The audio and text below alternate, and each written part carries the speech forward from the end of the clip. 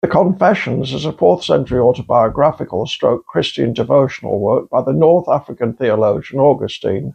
Augustine was born in 354 CE in present-day Algeria, and when he died in 430, he was Bishop of Hippo in present-day Tunisia. The Confessions is generally regarded as the first autobiography in Western literature.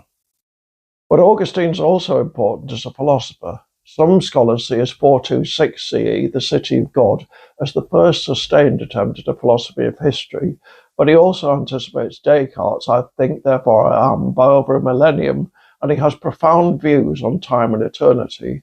His Christianity is heavily influenced by Plato.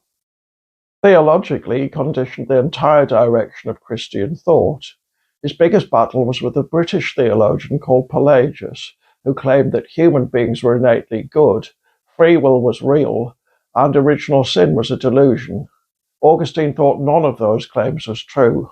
Thanks partly, perhaps even chiefly to Augustine, Pelagius's views were condemned as heretical at the First Council of Ephesus in 431 CE. While the Church never adopted Augustine's views in their entirety, he was quickly canonized.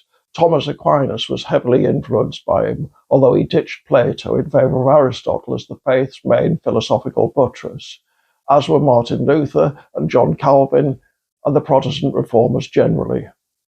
The Confessions consists of 13 chapters and was written probably sometime in the last 3 years of the 4th century. It was originally meant to be read aloud.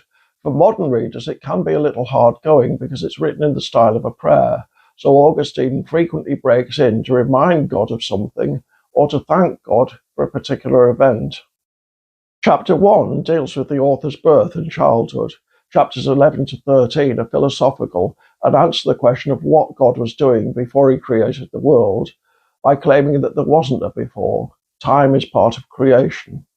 In between, we get the story of Augustine's sinful life, then his conversion to Christianity.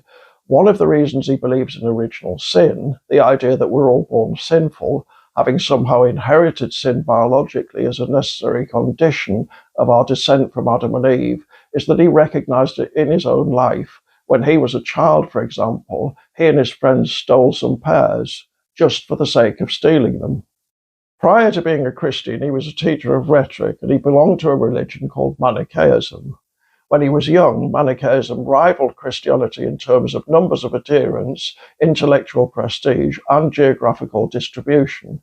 It taught that the universe is characterized by a war between a world of light and a world of darkness. Human beings are caught in the middle and must choose one or the other. God isn't omnipotent, so the choices made by humans are important. Augustine's particularly tormented by the lusts of the flesh, but he's eventually converted partly through the influence of his Christian mother, but also by listening to the sermons of Bishop Ambrose in Milan.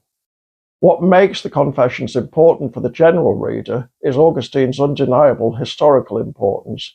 This is the story of one of the most influential thinkers of the Christian era. Whether it's inspirational or not, that's for you to decide.